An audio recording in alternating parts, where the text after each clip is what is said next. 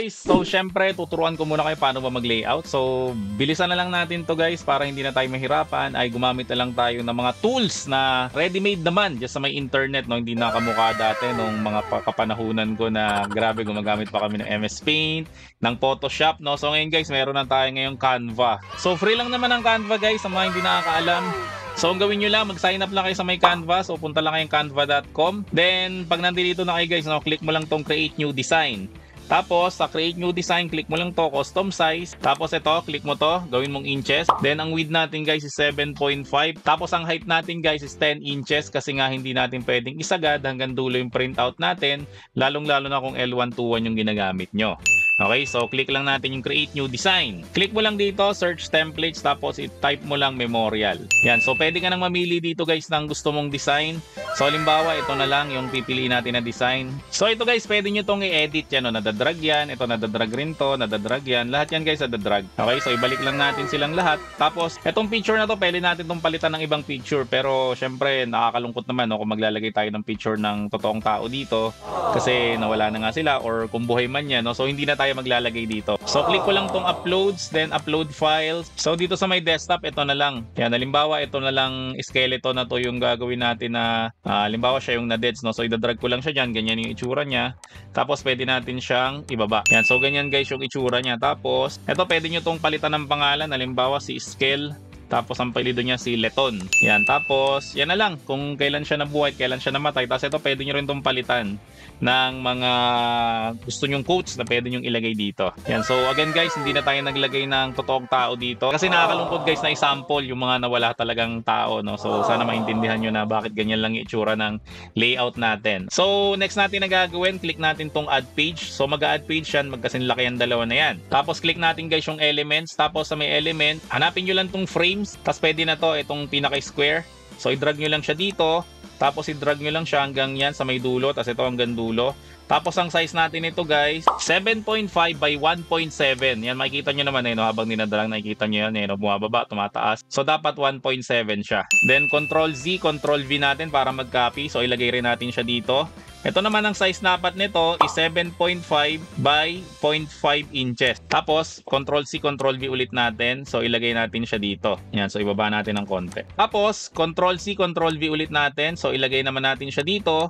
Tapos ito, gawin natin siya na 1.7 by 1.7. So, Ctrl-C, Ctrl-V natin ulit. Yan. So, ganyan guys yung itsura niya. Tapos, makikita nyo dito, may bakante pa dito. Kasi ang pwede natin gawin guys is dalawang ganito. Halimbawa, kakopy natin to lahat. Ctrl-C, Ctrl-V.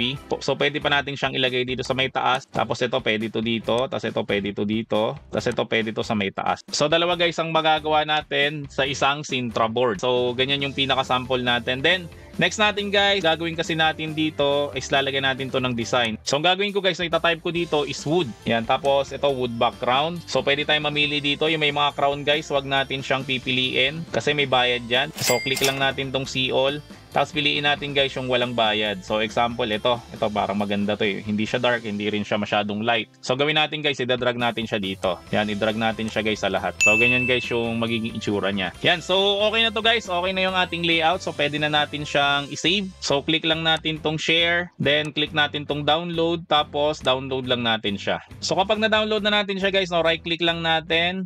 Then extract all. Tapos yan, extract nyo na lang dyan. So ito na guys yung na-extract natin. So ito yung una, ito yung pangalawang page. Tapos ang susunod natin na gagawin guys, mag-open tayo ng MS Word. Tapos click mo lang tong layout.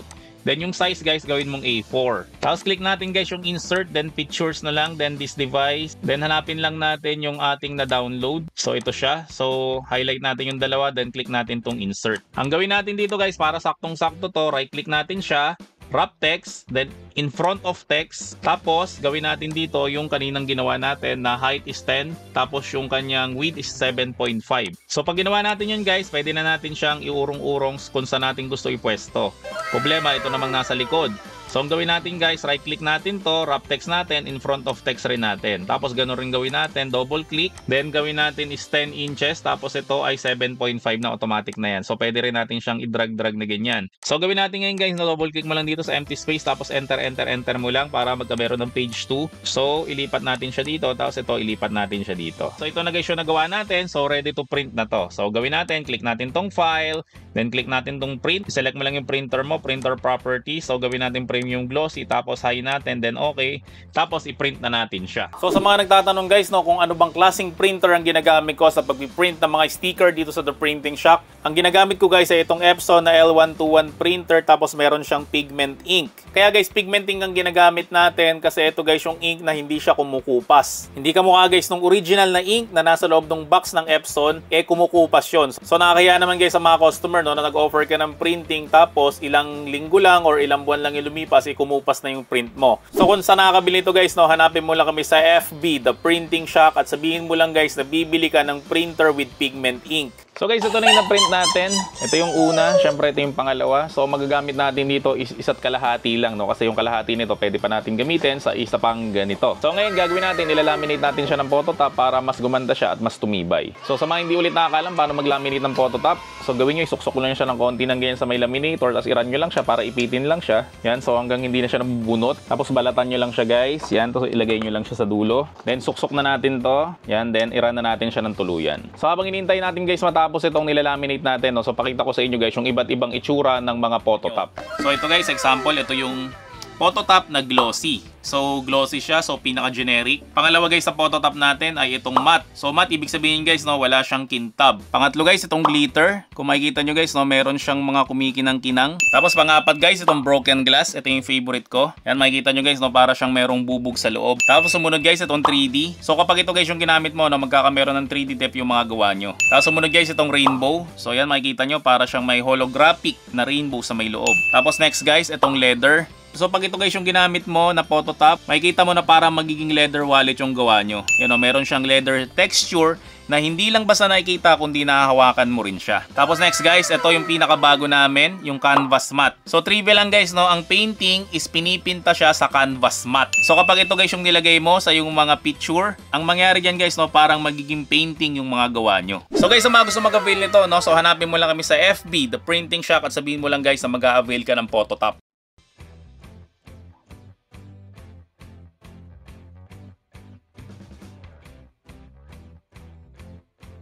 So ito na guys yung na-laminate natin. Ang ginamit natin na phototop dito is yung glossy. So ang ginaganda kasi guys, again, pag may phototop, nagiging scratch proof na siya. Siyempre, nagiging waterproof at alcohol proof na siya.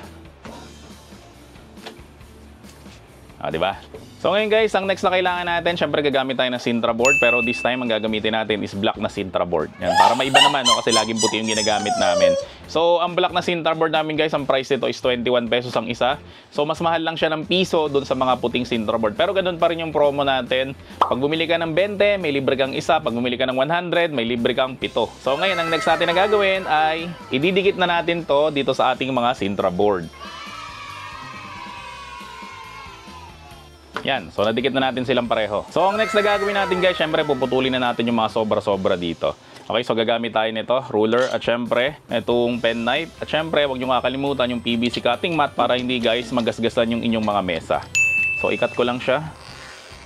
So guys, demo ko na rin sa inyo yung bago nating product. Ito yung Sintra board na side cutter. Meron siyang takip dito, tapos meron siyang blade dito. So ang gamit ito guys, so para siya sa mga sidings, di ba, pag gumagawa tayo ng 3D na Sintra board, yan nilalagay natin dito at dito. So ang usually ginagawa natin, di ba, niruruler natin, tapos kinakat natin itong pen knife. Kaso minsan tumatabingi siya. So ito guys, may mga saktong sukat na to. Merong 1 inch, merong 3/4 inch, at syempre merong 1/2 inch. So yung ginawa nating layout kanina is ito is 1/2 inch lang to. So susubukan natin siyang ikat at syempre ilalagay natin siya sa 1/2 inch. So gagawin nyo guys, luluwagan nyo lang tong tornilyo. Yan, para mahugot natin tong blade. Tapos lagay natin siya doon sa pinaka bandang ito. Tapos sikipan lang natin ulit guys yung tornilyo. Tapos guys, ang dapat na nakausli yung blade niyan, dapat mas mataas siya kaysa doon sa may Sintra board. Yan, so ganyan yung itsura niya. Itong blade na to, dapat nasa tuktok siya. Yan, ganyan. Tapos itong hamba, dapat nasa labas siya. So gawin natin guys, no, subukan natin i-cut to kung saktong-sakto to sa 1/2 inch. So dito meron siyang lalagyan ng daliri. At magpo-produce kami nito guys, no, para sa kananete at syempre para sa kaliwete. Kasi yung kaliwete may hirapan dito. Hindi pwedeng pabaliktad to eh. Tapos makikita nyo guys na merong logo namin yan kasi nga pinagawa talaga namin yan sa tropa natin na gumagawa ng mga 3D printing. Cut natin kung saktong-sakto siya. Yan. So ito guys yung 1/2 inch. Diba? So hindi na siya mahirap mag-cut. Hindi ka mukha guys kung gumagamit ka ng pen knife at syempre nito na medyo mahirap siyang i-cut. So gawin natin, i-cut pa natin yung isa pa. Syempre hindi to sukat guys dito, kaya alisin lang natin yung sobra muna. Cut ulit natin to guys, itong 1/2 inch na to sa pamagitan nitong ating side cutter. So, tingnan nyo guys, oh, saktong-sakto siya sa 1/2 inch. Walang ka-effort na kinat to. Yan, so sa mga gusto mag-avail nito guys, so limited stocks lang kami nito, no? Kasi nasa test market pa lang kami kung may bibili ba nito o wala. So, mas maganda guys, no, i-PM nyo kami direkta sa aming page, The Printing Shock, or sabihin mo lang guys na mag-a-avail ka nitong Sintra Board Side Cutter.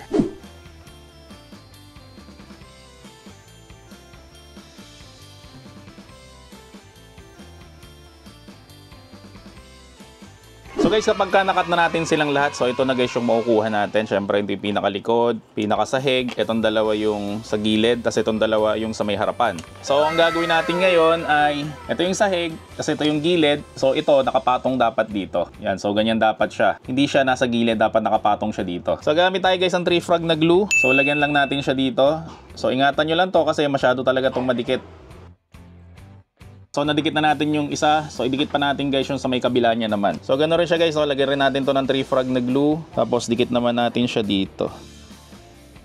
Yan, so ganito na guys yung itsura niya. So next natin na gagawin guys, so ikakabit na natin to. So depende sa inyo kung saan nyo gustong ilagay. Yan, so ako guys, ganyan ko nilagay siya. Yan, hindi ko siya sinagad sa taas. Medyo bandang baba siya ng konti sa may taas. Tapos syempre, ito rin, ilalagay rin natin to. Yan, so idikit natin to sa pinakailalim naman to. Yan, so ganito guys yung itsura niya. Tapos, ang next natin na gagawin, syempre, ikakabit na natin siya dito. Okay, so yung bandang likod niya, lagyan natin ng glue. Yan, tapos, pwede na natin siyang idikit dito. So pag nadikit na natin siya guys, so, hintayin nyo lang ng mga isang minuto para dumikit talaga yung glue. So ito na guys yung nagawa natin. So siguro guys yung iba magtataka kung bakit yung sahig niya ang sukat is 1.75 inches. Kasi guys meron tayong biniling ganito. Itong kandila na de baterya. Yan, so i-on lang natin siya. Tapos sukat na sukat dito yun eh. Tapos ito rin. So pag pinatay natin yung ilaw guys, ganito yung itsura niya. Guys, kung malaki-laki yung budget ng magiging customer nyo, no, so pwede nyo siyang lagyan ng ganito. Yan, idikit nyo lang to, tapos lagyan nyo siya ng artificial flowers para ganito guys yung maging itsura niya. So kung nabitin pa kayo guys sa dalawang kandila, pwede nyo pandagdagan yan. Yan, so ganyan yung itsura niya guys. So explanation again guys, no, kung bakit parang bakod yung ginawa natin para kitang-kita yung kandila sa loob. Kasi yung ibang gumagawa nito guys, no, sarado dito, so hindi masyadong pansinin yung kandila. Ito guys yung nabili ko na kandila, no. Syempre una natin gagawin, isusukatin natin yung kailangan natin na sticker. So yung height niya guys is 6 inches. Then yung width niya is siguro mga 3 inches. Yan, so ganyan kalaki guys yung gagawin natin na sticker. Ang una muna natin gagawin guys, no, syempre tuturuan ko muna kayo mag-layout. So ang gagamitin natin guys sa pag-layout natin is itong Silhouette Studio. Tapos guys, no, para hindi ka na mahirapan sa pag-layout mo, no, inaanyayahan kita na mag-join dito sa may Creative Fabrica kasi sobrang daming mga template dito. Kahit ano yata na i-search mo is meron dito sa may Creative Fabrica, no. So ang trial month nila guys is only $1 sa unang buwan. So kung gusto mo guys ng mga 4 million na pictures, graphics at templates, no, so mag-member ka dito guys sa Creative Fabrica for just $1 for the first month. So magta-type lang ako dito guys, no, funeral border. Yan, so marami tayong makikita ng mga template at lahat yan guys is downloadable. Imagine niyo guys, no, pag hindi kayo nag-member dito, ang babayaran nyo per template is 30 cents per template, no. So tatlo lang ang pwede nyo i-download, $1 na yon. Pero guys, kung mag-member ka sa Creative Fabrica, mabibili mo guys yung first month mo ng $1. Tapos pwede ka na guys mag-download doon sa may 4 million plus nila na templates, graphics, at mga pictures. Tapos marami rin dyan guys mga fonts, ito mga crafts, needlework. So kung nag-embroid ka, meron rin silang mga templates dito. Tapos guys, ang dami pa rin lang offer dito, no, for just $1 for the first month. So kung gusto mo guys mag-member, no, maglalagay ako ng link dyan sa may baba, sa may description section nitong video na to.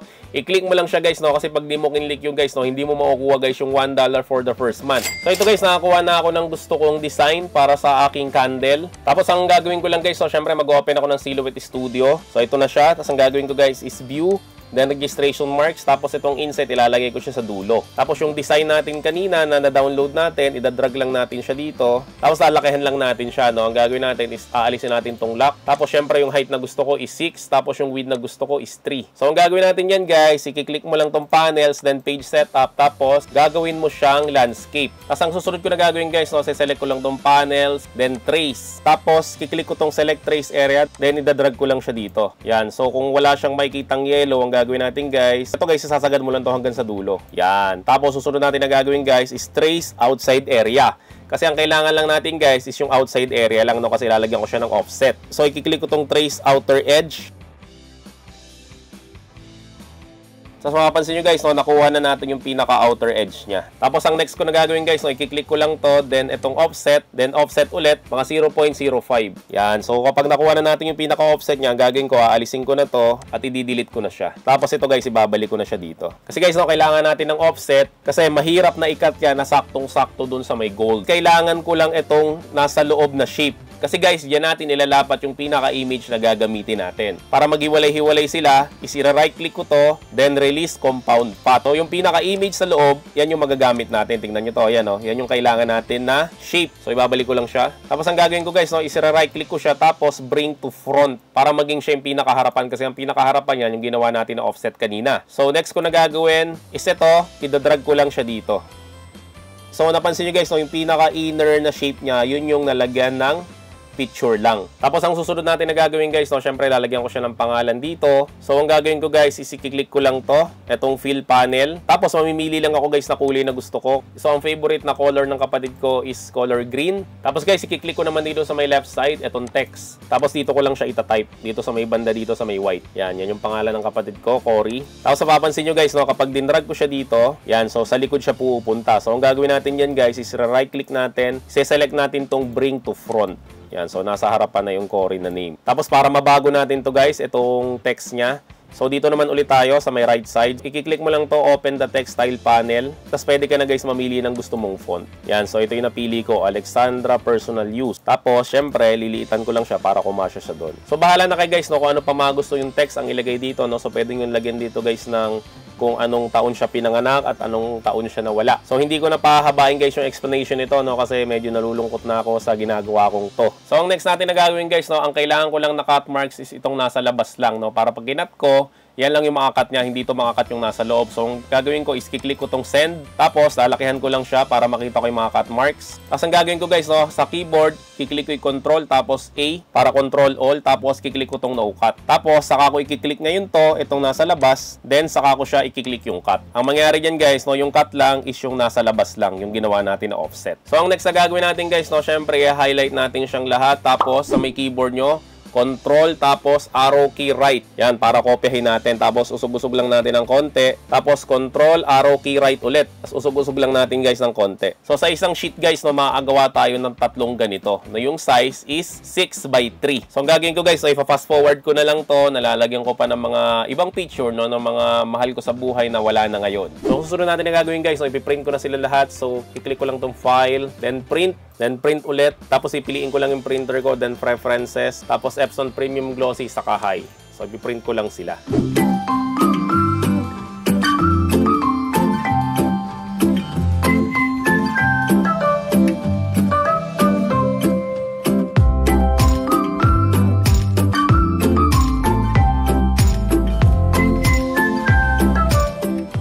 So, ang gagamitin ko guys na materials is itong QWAF na transparent sticker, no? Kasi guys, yung iTech meron rin siyang transparent, kaso yung pagka-transparent nito guys is frosted, no? So, hindi siya clear na clear. Hindi kamukha nito guys na QWAF na super clear talaga siya, no? Ang problema lang guys kapag QWAF, hindi siya waterproof.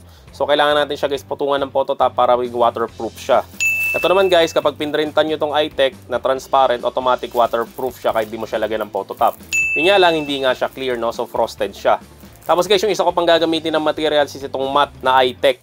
So lagi kasi natin ginagamit guys yung gloss, no. So ngayon gagamit naman tayo ng matte para maiba lang. So sa mga nagtatanong guys, no, kung ano bang printer ang ginagamit namin dito sa The Printing Shack, no. So kung first time kang nanonood, ang ginagamit namin na printer guys is Epson na L121 with pigment ink guys, no. Kasi ito guys, ito yung ink na hindi kumukupas, no. Hindi kamukha ng mga original ink ng Epson na pagdating ng panahon, mabubura yung muka. Pag itong ink na to guys ang ginamit nyo, no, kahit next year nyo pabalikan yung kandila na yan, buong buo pa rin guys yung mga picture nila. Tapos guys, no, papatungan natin siya ng phototop para meron siya mga design, no. So ito guys, marami tayong klase ng phototop. So pito to.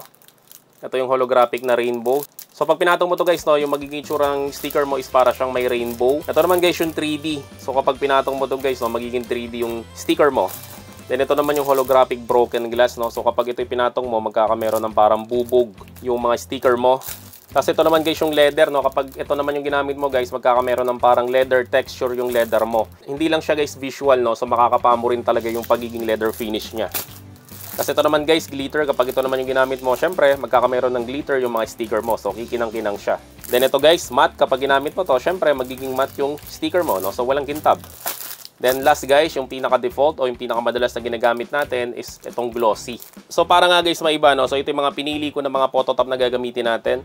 Syempre, una yung 3D, then ito yung broken glass, then ito yung rainbow, then yung glitter. So ito guys yung mga printout natin, no? So ito yung pinrint ko sa matte. Sabi nila guys, no, kapag nawala raw yung mga mahal natin sa buhay, kumukupas raw yung kanilang mga picture. Ang explanation lang naman dun guys, para sa akin is yung ginamit kasi mga camera doon is mga lumang camera. Kaya mukha silang mga kupas na. Syempre nga naman, no, kapag gumamit ka ng bagong camera sa panahon ngayon, syempre mas malinaw yung picture natin. At syempre guys, no, hindi na natin sila mapipicturean kasi nga wala na sila. Kaya yun guys ang simple explanation para sa akin kung bakit yung mga picture ng mga taong na nawala na, feeling natin na kumukupas sila. Yan, so gagawin natin guys ngayon is ilalaminate na lang natin to para mas gumanda yung ating mga sticker. Sa mga hindi nakakaalam guys, no, kung paano mo maglaminate ng phototop, so gagawin mo guys, press mo lang tong forward, then isuksok mo lang to saglit, then i-press mo lang tong run. Saglit na saglit lang. Patayin mo ulit yung run, tapos balatan mo lang to guys, tapos saka mo siya ilagay sa likod. Yan. Tapos saka mo to isusuksok dito guys. Tapos i-run mo na siya ng tuluyan. So balik tayo dito guys sa may laptop ko, no. So makikita niyo dito guys sa may Silhouette Studio ko. So ito yung cutting mat. Tapos ang mangyari guys, imbis na patayo siya, is pahalang siya. So ganyan rin natin guys ilalatag sa cutting mat yung ating mga sticker. Ito guys yung tinatanong sa akin, no. So Sir Marlon, ano ba yung dapat na settings pag magka-cut na ako? Itong settings na to guys, no, hindi nyo to pwedeng gayahin, no, kasi iba-iba tayo guys ng settings dapat. So depende yan guys kung matalim ba yung blade nyo o mapurol na. So ang settings ko guys dito, yan, yung blade depth ko is 4. Then yung force ko is 28. Then yung speed ko is 30. Tapos yung passes ko guys is 2. No? Kasi medyo mapurol na yung aking blade. So ayusin ko lang guys yung aking mga sticker sa cutting mat. No? Tapos ikakat ko na siya by pressing send. So katulad nga guys yung sinabi ko kanina, no? Imbis na patayo nating ilalagay ito, ang gagawin natin guys is pahiga siya. So ngayon guys, no, ikakat na natin siya sa ating cameo. So i-press ko lang guys yung send sa aking laptop, no, para mag-cut na siya.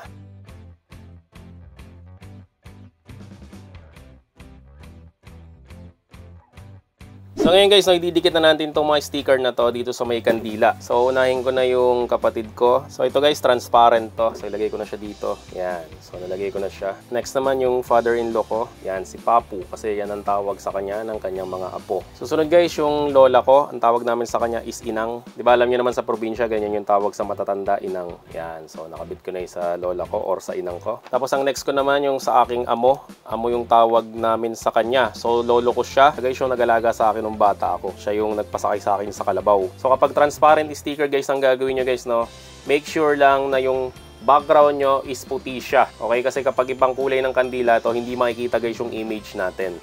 Then next, ito si Tito Boy. Pinaka-wise na tao na kilala ko. Ang dami niya mga words of wisdom na sinasabi tuwing nakakakwentuhan ko siya. Nakakatawa to guys, no? Bago kasi siya nawala ay nahawakan niya pa yung anak ko, nung baby pa yung anak ko, si Tito Utoy. So nung nagpunta siya dito sa may bahay namin dati, chinek niya yung kuryente namin kasi papatay-patay raw, baka raw may nagja-jumper. Nakita niya na meron niyang nagja-jumper dito sa bahay namin, kaya mula nun is lumiit na yung kuryente namin na binabayaran. Mas mahilig siyang uminom ng beer brand. So ito naman yung lolo at lola ng aking asawa. So ito guys, hindi siya transparent na sticker. Hindi ko sila inaabot kaya wala akong masyadong kwento tungkol sa kanila. Ito guys, 3D to. Yan, makikita nyo guys, no, 3D effect siya. Yan, tingnan nyo guys yung pagkaakat ng cameo. Yan, sobrang detalyado niya talaga. Yan yung ginagandahan guys ng cameo, no? Kaysa sa ibang brand kasi pang maliliit na sticker talaga siya, detalyado siya. Tapos next natin guys, no, ito si Lolo Bicol, siya yung tatay ng nanay ko. So nung nawala lang siya, sa ako nalaman ang pangalan niya pala Jesus. Kasi tawag namin sa kanya Lolo Bicol kasi taga Bicol siya. Ito lang guys yung nakuha kong picture, no, may sakit na siya nito, na-stroke kasi siya nito. Tapos ito si Tito V. So hindi ko siya masyadong naabutan kasi nung naabutan ko siya may sakit na siya. Yan si Tito V.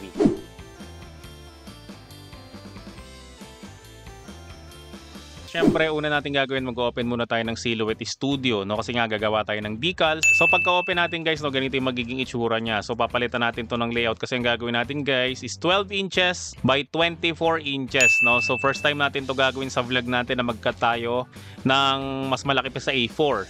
Kasi may mga nagtatanong, pwede raw ba ang silhouette cameo sa mga decals? So ito guys, decals rin ito, kaso nga lang glow in the dark kung gagamitin natin. So ang gagawin muna natin dito, alisin muna natin yung registration marks natin, kasi ang registration marks guys, ginagamit lang yan kapag ka-printed yung ating sticker.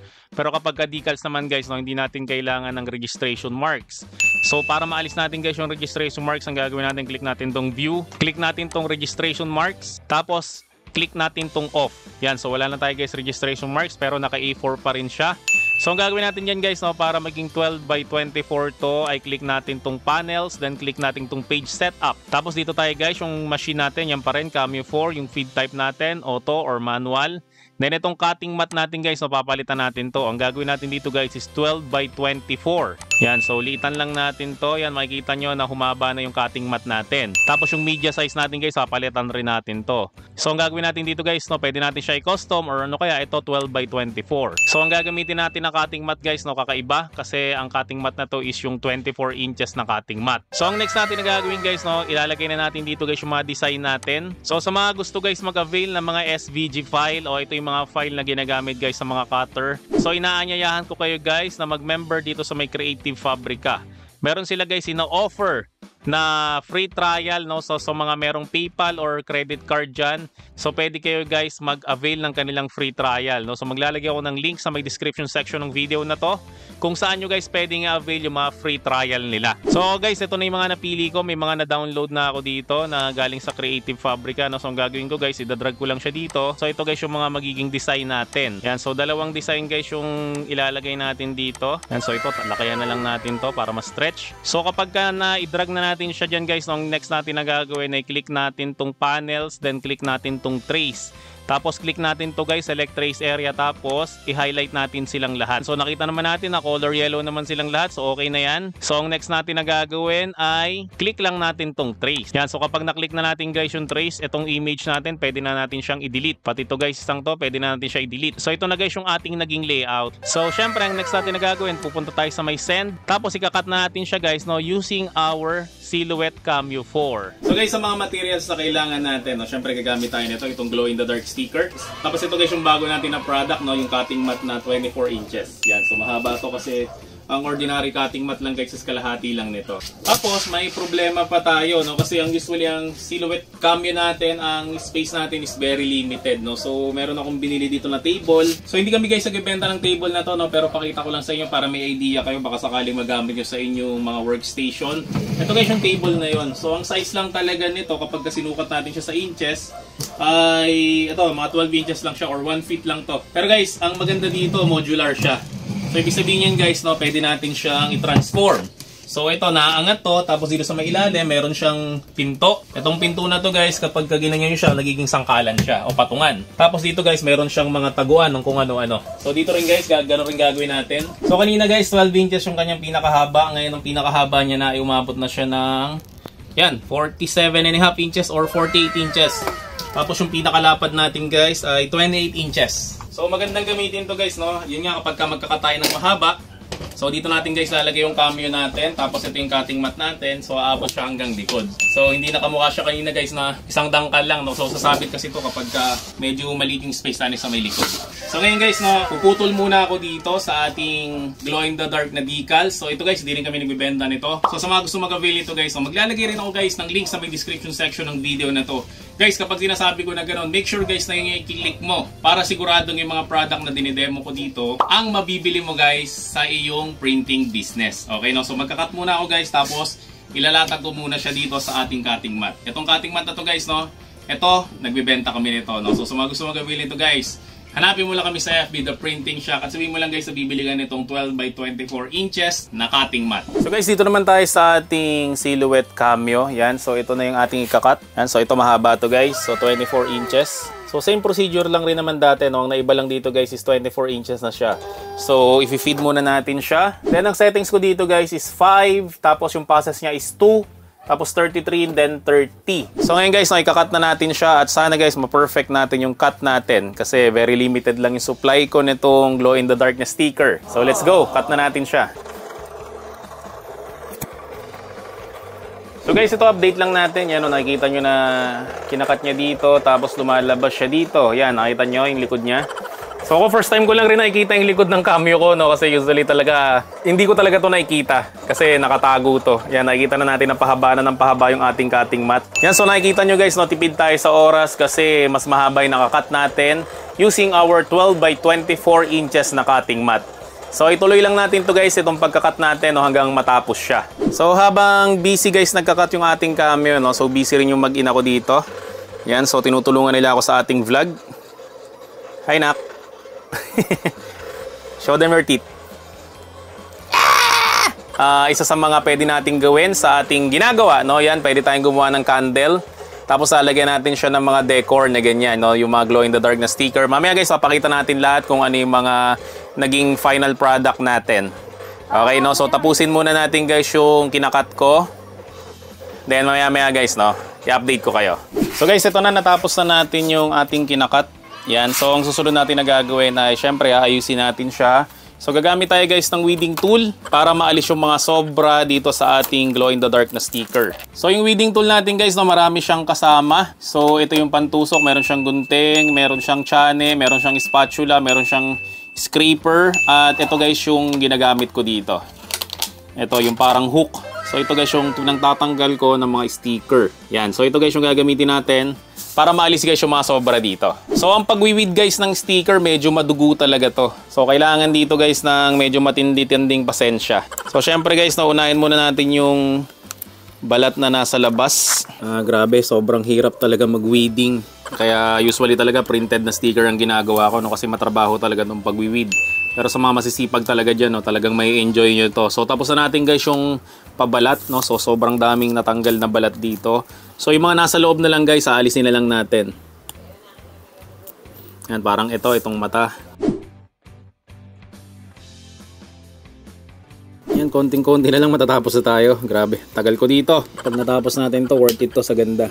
So guys, after ilang oras ng pagwiwid, so ito na guys yung ating nagawa, di ba? So nakita nyo ang haba niya, so 24 inches to. So ang susunod natin na gagawin guys, no, ididikit ko to dun sa may kwarto namin para makita natin guys, no, kung ano magiging itsura nitong mga ginawa natin na glow in the dark na sticker. Okay, so akit lang kami guys sa taas at papatulungin ko lang yung anak ko at syempre yung wife ko para maikabit to ng maayos doon sa may kwarto namin.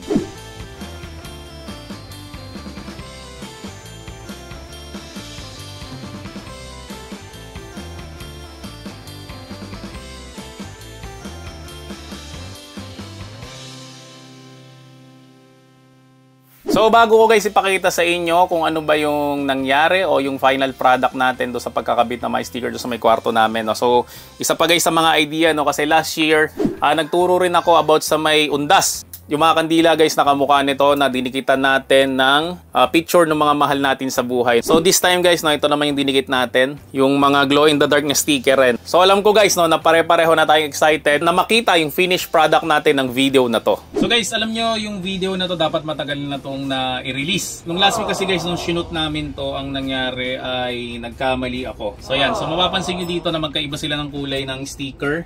So ito ay dark green, tapos ito is light green. Okay, kasi ito guys yung una namin ginawa talaga nun. Hindi ako gumamit ng cutting mat. So dito matino naman siya, makikita nyo na nagawa naman natin na matino. Pero pagdating guys sa gitna, yan, nagkasira-sira na siya. Yan, so ganyan guys yung nangyari kapag hindi gumagamit ng cutting mat. No, para sa akin lang naman yun. Pero may mga nakagawa naman guys na hindi sila talaga gumagamit ng cutting mat.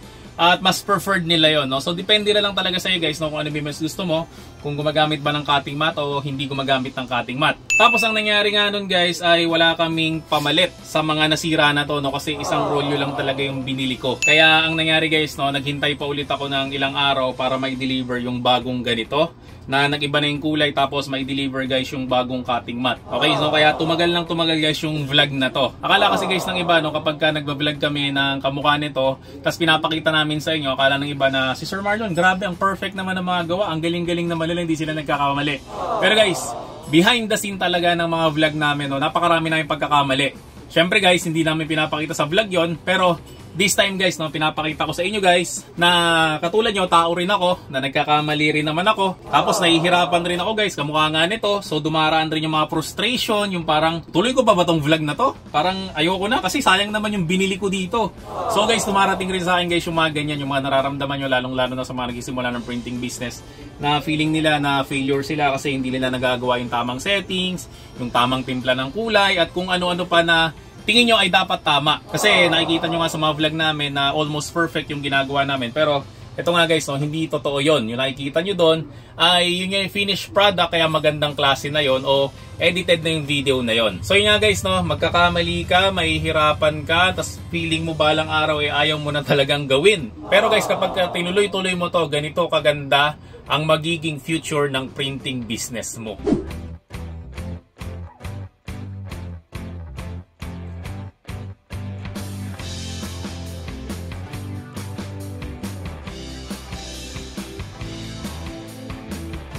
So ito naman guys ay binili namin to. Yan, mga solar system. Yan, minsan guys meron tayong mga nakikita sa FB, sa TikTok o sa labas ng ating school, no. Nung bata pa tayo, nakakala natin ay sobrang hirap o komplikado gawin. Kamukha nito mga sticker na glow in the dark na to. Pero guys, kayang-kaya rin pala natin tong gawin. Basta sapat lang ang iyong knowledge at syempre meron kang machine.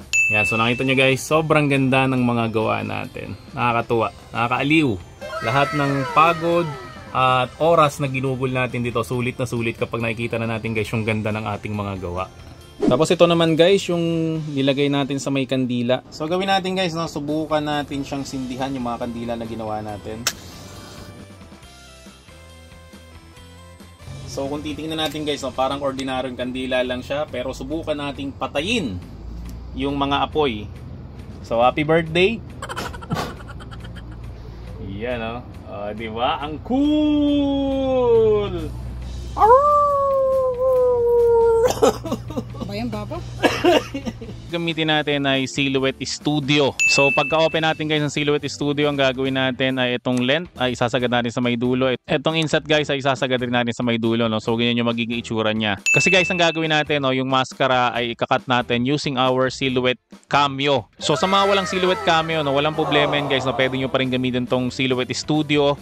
Tapos gamitan nyo na lang guys ng gunting yung pagkakat nyo ng mga mask. So meron ako guys mga nakuhang mga mask dito, no. Itong mga mask na to ay galing to guys sa may Creative Fabrica. Kasi ang Creative Fabrica guys, no, nag-offer sila ng 6 million na files, templates, fonts, at syempre mga graphics, no, na magagamit mo sa yung printing business. At ito matindi niyan guys, no, nag-offer sila ng free trial basta meron kang PayPal account, ano kaya credit card. So sa mga gusto mag-avail guys ng free trial nila, maglalagay ako ng link guys dyan sa may description section ng video na to, at make sure lang guys na yun na i-click nyo para siguradong ma-avail nyo guys yung free trial ng Creative Fabrica. So ang gagawin ko guys, no, itong Mask ni Dracula, ang gagawin ko is i-drag ko lang siya sa may Silhouette Studio. Yan, tapos dapat nandoon siya sa loob nitong kulay pula na to. So yan, so i-drag ko lang siyang ganyan. So ang next natin na gagawin ay kiklik natin tong panels, then kiklik natin to guys sa tong trace. Tapos select trace area, tapos i-drag lang natin siyang ganyan para ma-highlight siya. So itong threshold natin guys, so itataas lang natin siya. Yan, so hanggang maging color yellow siya, tapos meron siyang butas sa may mata. Itong pangil na to guys, no, mamaya aalisin na lang natin yung cut marks niyan. Tapos guys, i-click ko na ngayon itong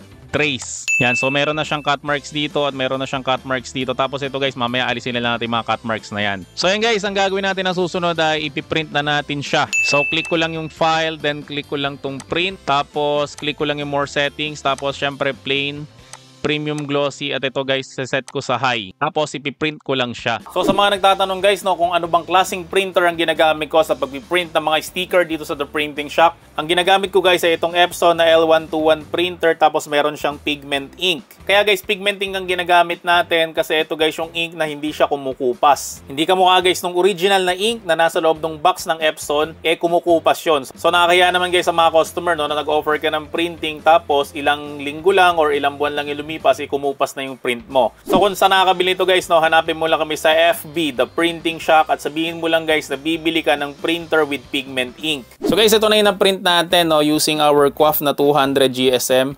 So sigurado guys, no, lahat nagiging problema to. Yung kapag ka nagpiprint sila sa may photo paper na 200 GSM, ay nagkakameron siya ng mga scratch, no. So halos lahat ng Epson na printer ganito yung nararanasan. L121 na inalisan na shark teeth, L3210, L5290, no? So pare-pareho yung nagiging problema nila. So nagiging problema nila guys, no, meron siya mga scratches kapag ka nagpiprint. Yan, no, nakita nyo yan. Ito guys, so yan, no, scratches yan eh. Tapos dito rin may mga scratches. Tingnan nyo kapag tinatanlawan natin siya ng ilaw, yan, no, makikita nyo to. Ito, pansinin nyo yung banda dito. Yan, makikita nyo meron siyang linya na hindi siya visible na scratch pero para siyang natupi. Yan, so problema rin yan guys, no, sa mga photo paper nga. Ang solusyon dyan guys sa ganitong linya, itong hindi visible masyado, ay nilalagyan natin ng photo top. Pero ito guys, mahirap talaga itong solusyonan. Kasi sa L121 guys, no, sinasagad talaga natin yung pag-alis ng teeth. Pero hindi naman lahat guys ay kayang gawin yun. Kaya nangyari guys, no, hindi nila to nagagawa. Yan, no, yung alisin yan, yung mga gas na yan.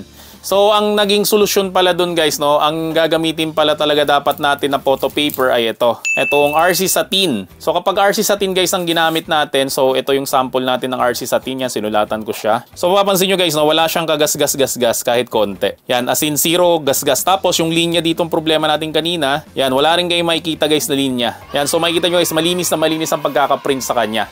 Kesa dito guys sa may coif, yan na medyo pangit. Tapos yung quality nito guys, no, para mo siyang pinatungan ng photo top na canvas matte. Kasi mas maganda siyang tingnan, no, lalong-lalo na guys sa mga portrait. Pero ito guys, hindi siya double-sided, no? So single side lang siya, hindi kamukha nito, double-sided to. So pwede ka mag-print dito, pwede ka mag-print dito. Ito guys, single-sided lang siya, no? Tapos ang isa pa sa problema dito guys is medyo mahal guys ang presyo niya. Okay, so mas mahal siya kaysa dito. So ang recommended dyan guys, no, kapag ka mga ID lang ang papagawa sa inyo, pwede nyo itong gamitin, itong coif para makatipid kayo. Pero kapag ka mga pictures, mas maganda guys, no, gamitin yung RC Satin para guys mga walang gas-gas at wala siyang mga guhit. Tapos guys, tinesting ko to. Nagprint ako guys ng buo na A4 size, so mula dulo hanggang dito sa may dulo. Ang nangyari dyan guys, di ba nagkakameron dito ng rainbow, no? Kaya ang pangit guys yung printout natin. Pero nung tinesting ko siya guys, no, very minimal lang yung rainbow dito na hindi mo na talaga siya mapapansin. Talagang hindi mo na siya mapapansin pagdating dito sa may dulo. Okay, tapos yung problema pa na roller marks dito, saka dito. Dito guys, wala rin siyang roller marks. Okay, yun nga lang ang mga cons sa kanya, no, medyo mahal yung price niya. So sa mga gustong mag-avail nito, no, bagong product namin to, itong RC Satin. So hanapin mo lang kami guys sa FB, The Printing Shack, at sabihin mo lang guys na bibili ka nitong RC Satin, no, para mawala na guys yung problema mo doon sa mga guhit-guhit at mga scratches na kamukha nito sa mga photo printing mo. So ang susunod natin na gagawin ngayon guys, ikakat na natin to using our Silhouette Cameo.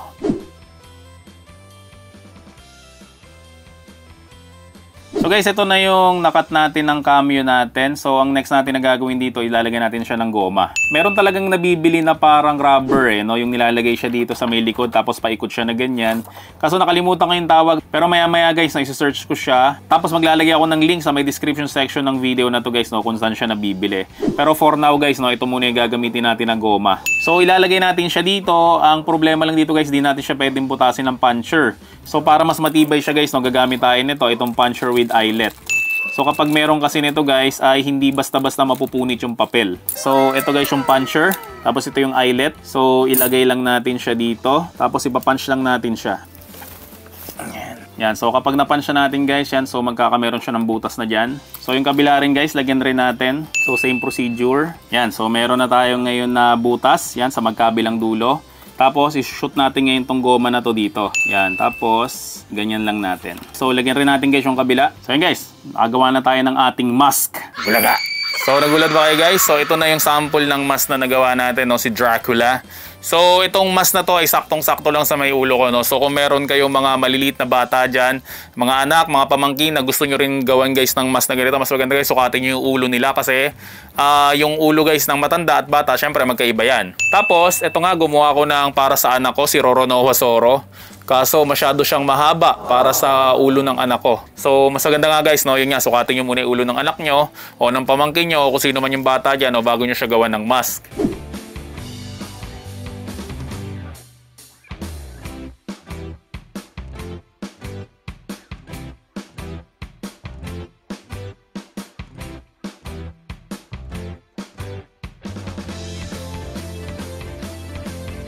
So ito pa guys yung iba nating sample ng mga Halloween mask. So ito naman guys si Jason Voorhees, di ba, sa Friday the 13th. Yan. Ayan, tingnan nyo. Ganda ng pagkakagawa ko dito guys. So para siyang 3D. O kala nyo talaga, hockey mask talaga siya eh. So ito pa guys, gumawa rin ako ng pumpkin mask. O diba? Ang cute nito. So gumawa rin ako nito guys, Frankenstein mask. Yan, makikita nyo guys yung mata ko. Shoot na shoot siya dun sa may butas. O diba? Ang ganda. Tapos ito guys, gumawa rin ako ng Pennywise na mask. Georgie! O diba? Ang ganda ng pagkakagawa natin. At syempre guys, no, yung iba, pwede rin kayo gumawa guys ng half mask. So half mask guys, ganito. Yan, yung witch. Cute ba? Diba? Bulaga!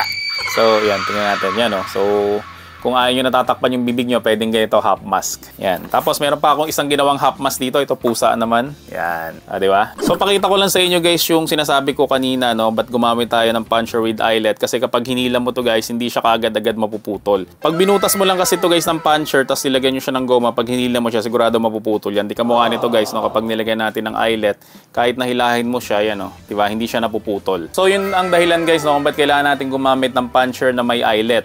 So yun guys, nagbebenta rin kami no, so sa mga gusto mag-avail nun guys, meron na siyang kasama na 5,000 na pieces na eyelet. So hanapin mo lang kami sa FB, The Printing Shack, at sabihin mo lang guys na bibili ka nun. Para guys, mas maganda yung pagkakagawa mo nitong mga Halloween mask. Bulaga! So again guys, no, lahat ng furniture ko na printer, cutter, machine, at mga printing supplies, lahat yan guys is available sa amin. So hanapin mo lang kami guys sa FB, The Printing Shack, at sabihin mo lang guys na galing ka dito sa my channel ko para bigyan ka ng discount. So guys, kung nagustuhan mo naman ng video na to, no, huwag mo naman kakalimutan mag-subscribe sa my channel ko. Syempre, i-like mo na rin ang video na to at i-turn on mo na rin yung notification bell para lagi kang updated pag may mga video kong kamukha nito na mapapakinabangan mo sa printing business mo. At guys, sa dami ng subscriber ko, hindi ko na alam guys kung sino ba ang sasagutin ko sa mga nagtatanong sa comment section. So guys, kung gusto mong masagot ang iyong mga tanong, no, inaanyayahan kita na mag-join dito sa my channel ko. So lahat ng video ko guys, no, may nakalagay dyan sa may ilalim na join button. At kapag kinlik mo yan guys, no, magbabayad ka lang ng 25 pesos at magkakameron ka ng badge. So ang mas ipapriority ko na lang guys sa sagutin is yung merong mga badge. Kasi guys, kayo yung mga nag-join bilang supportan nyo na rin dito sa my channel ko. At saka pala guys, no, top 1 na tayo sa may pinakamaraming subscribers sa may YouTube sa buong Pilipinas pagdating sa may printing topic. So may mga products ka o services na gusto mong i-feature dito sa may vlog ko, email mo lang kami theprintingshack@gmail.com. So maraming salamat ulit sa inyong lahat. See you on my next video at bye-bye! The Printing Shack, ayos na sulit pa.